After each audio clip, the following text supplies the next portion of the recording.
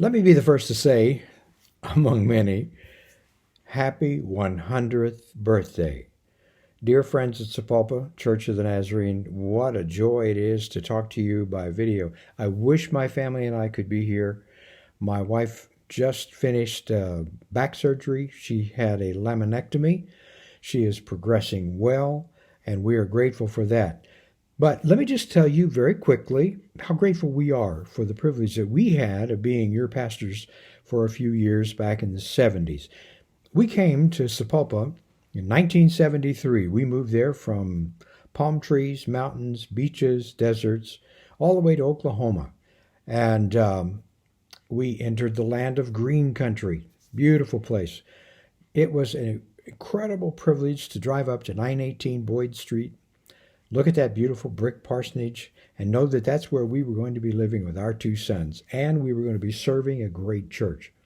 The church in Sapulpa was an incredible church, and continues to be an incredible church. But when we arrived there, we followed Reverend Hiram Sanders, whose gracious life and ministry and visionary leadership made it a wonderful transitional point for our ministry as well.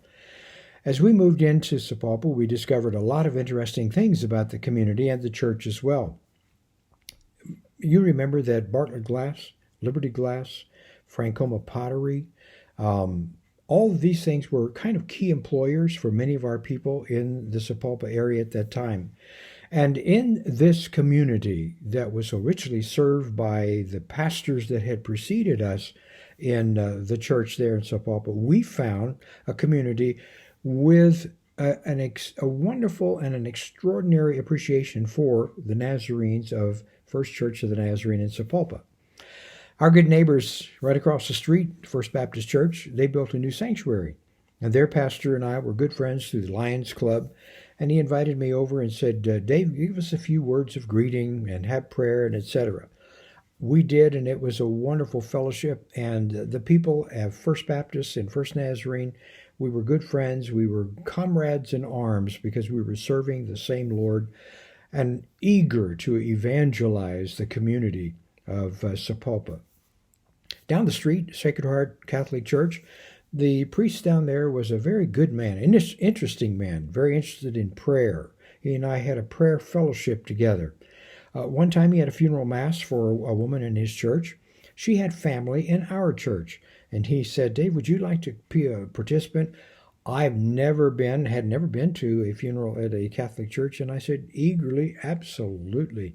He gave me a part to play, a prayer to pray, and I was so impressed with the comradeship that we had with Westside Baptist and First Christian and First Baptist and Sacred Heart Catholic Church. What a great experience it was for us as a family. We came to a community that was transitioning. Next door in Tulsa, we were watching expansion and growth, and yet still Creek County, Sapulpa retaining its own individuality and distinctiveness, and that was cool. That was a good thing. While we were there, we experienced a national emergency of sorts. We lost the president. He resigned in disgrace. We went through a gasoline shortage. We watched the speed limit drop to 55 miles an hour.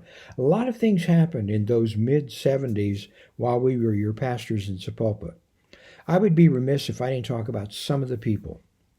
Bob Donaldson, longtime Sunday school superintendent, spoke into my life concepts and visionary understanding about life, about the church, about evangelism that have impacted me all of my ministry career, even to this day. There were a lot of other people. Phil Washburn, I can't mention his name without smiling.